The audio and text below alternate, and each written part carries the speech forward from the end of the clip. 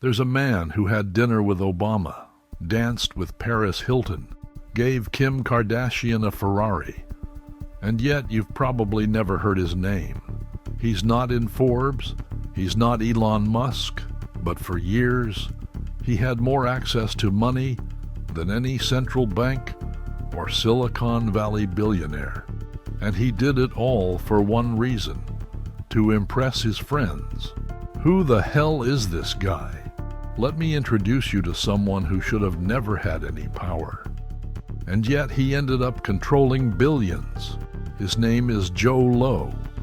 He had the face of a sweet kid, the body of a teddy bear, and the most dangerous obsession of all. He wanted to matter.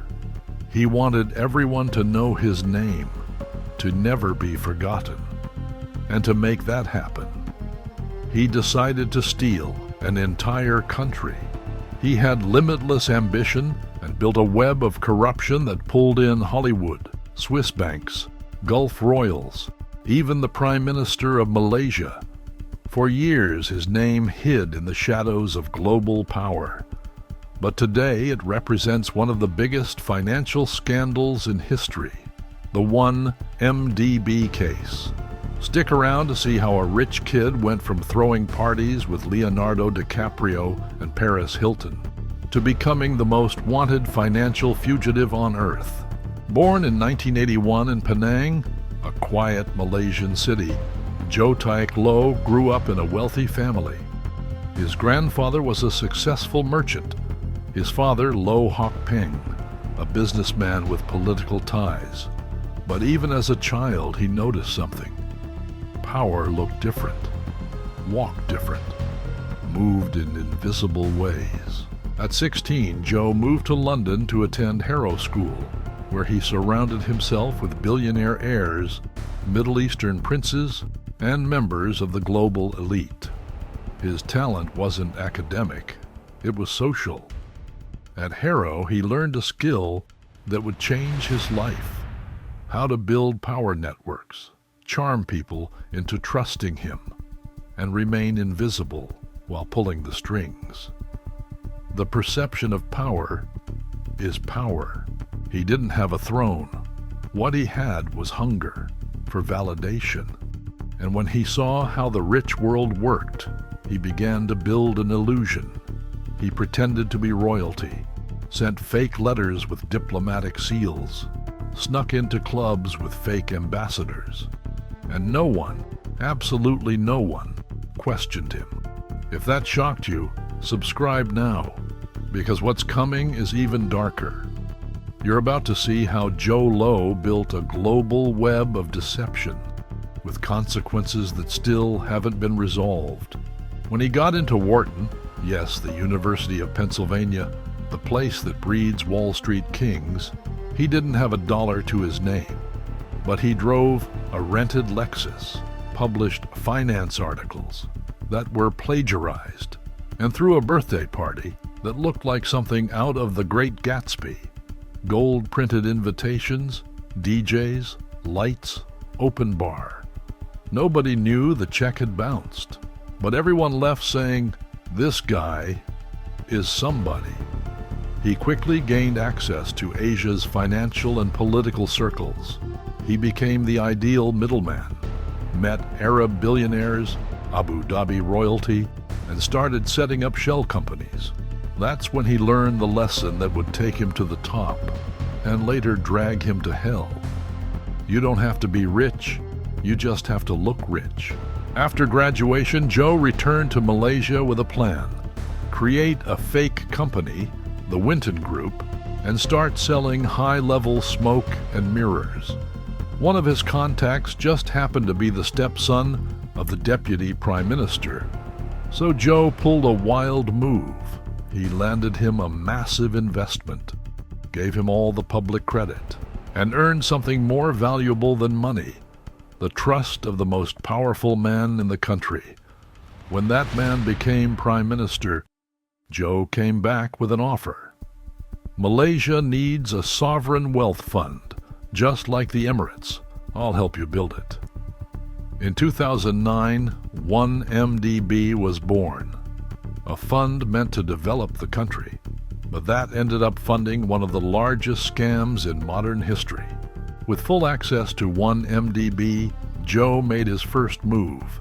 He faked a Saudi oil investment, then funneled $700 million to a mysterious company, Good Star Limited.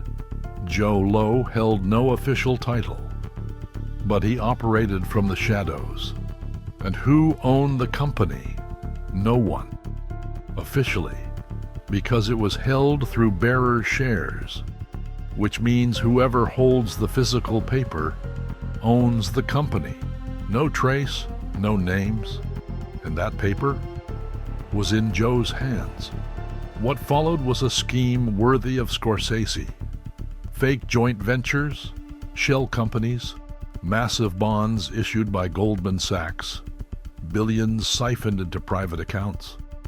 In total, over $4.5 billion was stolen from the fund. With hundreds of millions in stolen money, the fantasy began. Mansions in Beverly Hills, New York, and London, yachts, private jets, watches worth millions. Louis Vuitton bags handed out like candy. $100,000 just to have a celebrity show up. Britney Spears sang him happy birthday from a giant cake. DiCaprio toasted with him. Paris Hilton called him the Panda Bear.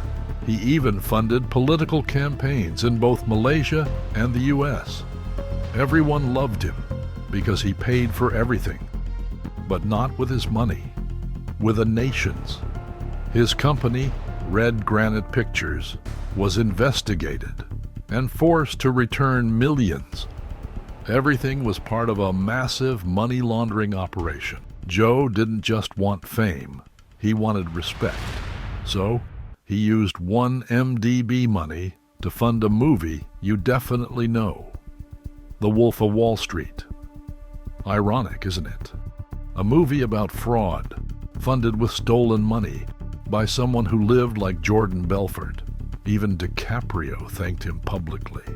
But the real Jordan? He knew instantly.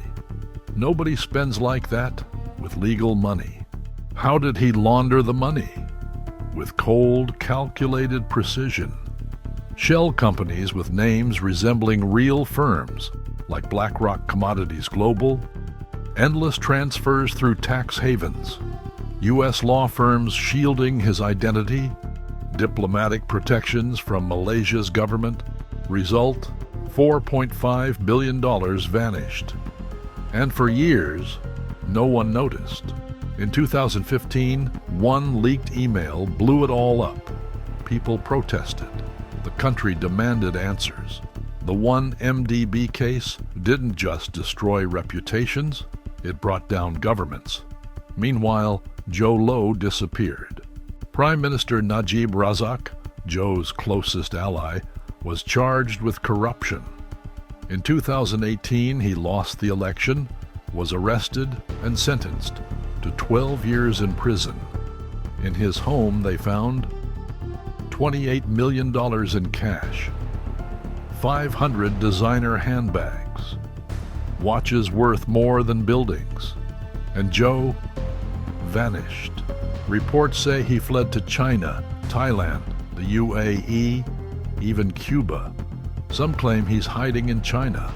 Others say they saw him at a Victoria's Secret party in Shanghai. Interpol has him on the red notice list, but he's still free.